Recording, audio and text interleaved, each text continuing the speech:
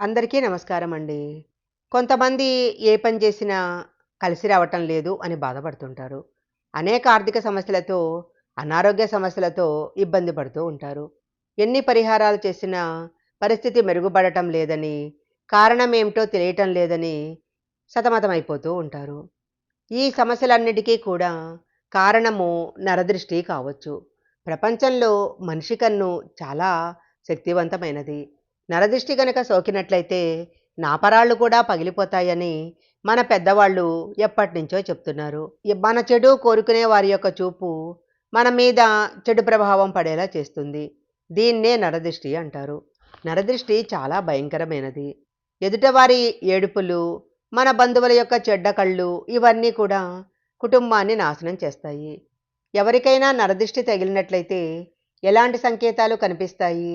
నరదృష్టి తగలకుండా ఎలాంటి పరిహారాలు పాటించాలి? ఇంట్లోకి లక్ష్మీదేవిని ఎలా ఆహ్వానించాలి? మొదలైన అనేక విషయాలను ఈ వీడియోలో మనం తెలుసుకుందాము. ఈ వీడియో చూడటానికి ముందు ఓం లక్ష్మీదేవియే నమః అని కామెంట్ చేయండి. ఎవరికైనా నరదిష్టి తగిలినట్లయితే ఆ వ్యక్తి ఏ పనులు మొదలుపెట్టినా అనేక ఆటంకాలు ఎదురవుతూ ఉంటాయి. అనారోగ్య సమస్యలతో బాధపడుతూ ఉండటం జరుగుతుంది.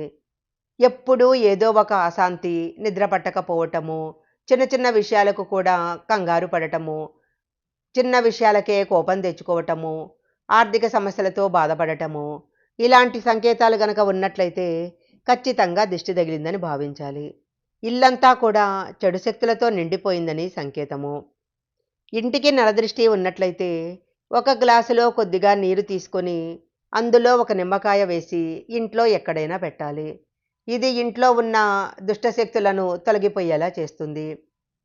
ఇంట్లో దుష్టశక్తులు ఉన్నట్లయితే అర్ధరాత్రి సమయంలో అకస్మాత్తుగా మెలకువ వస్తుంది.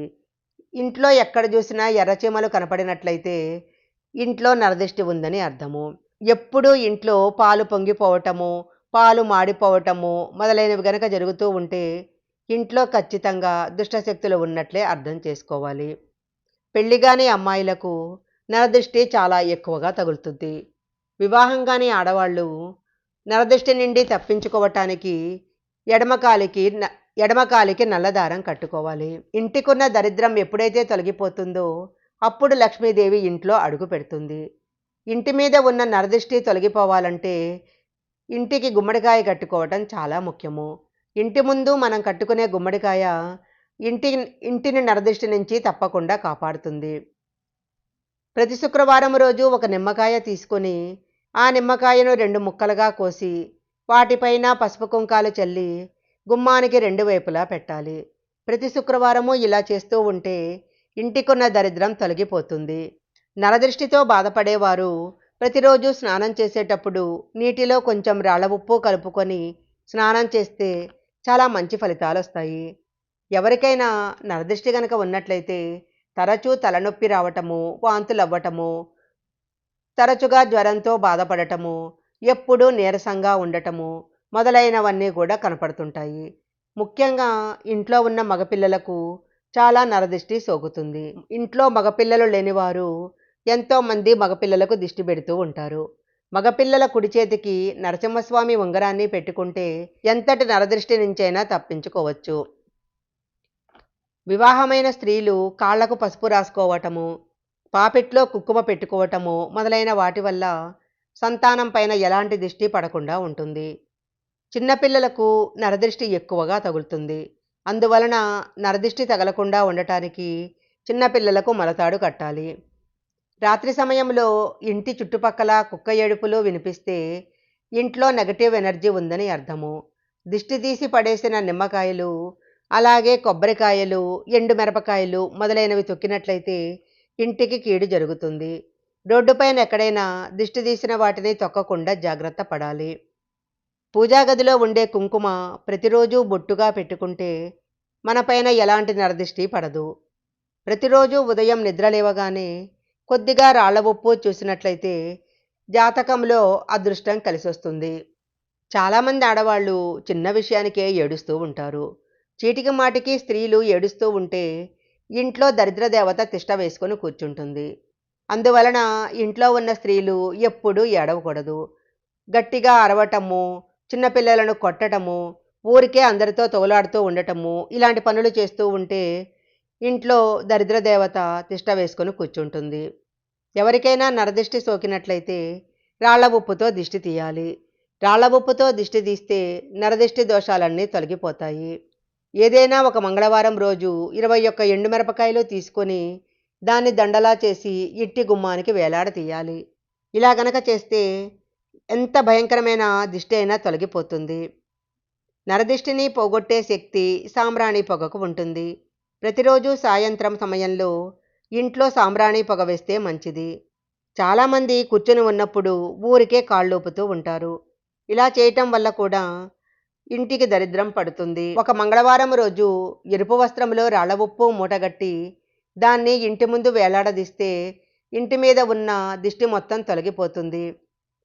ప్రతి శుక్రవారం రోజు ఇంటి గడపకు పసుపు రాసి కుంకుమ బొట్లు పెట్టుకోవాలి. ఇంటి ద్వారానికి మామిడాకుల తోరణం కట్టుకోవాలి. మామిడాకుల తోరణం కట్టి ఉన్న గడప నుంచి ఎలాంటి దుష్టశక్తి ఇంట్లో ప్రవేశించదు. ఇంట్లో ఉన్న నెగటివ్ ఎనర్జీ మొత్తము తొలగిపోతుంది. అయితే ఇంటి ముందు కట్టిన మామిడాకుల తోరణము వాడిపోక ముందే ఇంటి నుంచి తీసేయాలి. ఎండిపోయిన మామిడాకులు ఇంటి ముందు గనక వేలాడుతుంటే ఇంట్లో నెగటివ్ ఎనర్జీ వ్యాపిస్తుంది. గర్భిణీ స్త్రీలకు నరదిష్టి తగలకుండా ఉండాలంటే ఇంటి నుంచి బయటికి వెళ్ళేటప్పుడు వేప ఆకులు వెంట తీసుకొని వెళ్ళాలి. బయట నుంచి రాగానే ఆ ఆకులు కాల్చేయాలి. ఉదయం నిద్ర లేవగానే రాత్రి మనం కప్పుకున్న దుప్పట్లు మడత పెట్టాలి. అలా చేయకపోతే దుప్పట్లలోకి దరిద్ర దేవత ప్రవేశిస్తుంది. మనం ఇంట్లో కసువు జమ్ముకునే చీపుర్ని డబ్బులు దాచిపెట్టినంత జాగ్రత్తగా దాచిపెట్టుకోవాలి. అందరూ చూసేలా ఇంట్లో చీపుర్ని పెట్టకూడదు. ఇంటికి వచ్చిన వారెవరైనా ఇంట్లో ఉన్న చీపురు చూసినట్లయితే ఇంట్లో ఉన్న సంపద వారితో పాటు వెళ్ళిపోతుంది. ప్రతి అమావాస్య రోజు ఇంటి యజమాని ఖచ్చితంగా దిష్టి తీసుకోవాలి. ఇంటి ముందు వినాయకుడి ఫోటోను లేదా పంచముఖ ఆంజనేయ స్వామి ఫోటో కానీ పెట్టుకున్నట్లయితే నరదిష్టి తొలగిపోతుంది. ఇంట్లోకి ఎలాంటి దుష్టశక్తులు ప్రవేశించవు. మనము ప్రతిరోజు పూజ చేసుకునేటప్పుడు ఆసనం వేసుకొని కూర్చొని పూజ చేయాలి. పూజ పూర్తయిన తర్వాత ఆసనాన్ని తీసి మడత పెట్టి పెట్టాలి. లేకపోతే ఆసనం మీద దరిద్ర దేవత వచ్చి కూర్చోటం జరుగుతుంది. కుటుంబంలో ఎలాంటి కష్టాలు లేకుండా ఉండాలంటే ఇంట్లో ఆక్వేరియం ఉంటే చాలా మంచిది. ఈ వీడియోలో చెప్పిన విధంగా ఈ పరిహారాలన్నీ పాటించినట్లయితే ఇంటి మీద ఉన్న నరదిష్టి తొలగిపోతుంది. ఈ వీడియో కనుక మీకు నచ్చినట్లయితే లైక్ చేయండి, షేర్ చేయండి. ఇలాంటి మరిన్ని వీడియోల కోసం మా ఛానల్ సబ్స్క్రైబ్ చేసుకోండి. పక్కనే ఉన్న బెల్ ఐకాన్ని యాక్టివేషన్ చేసుకుంటే మేము పెట్టే వీడియోలన్నీ కూడా మీకు ముందుగానే నోటిఫికేషన్గా వస్తాయి. మరొక మంచి వీడియోతో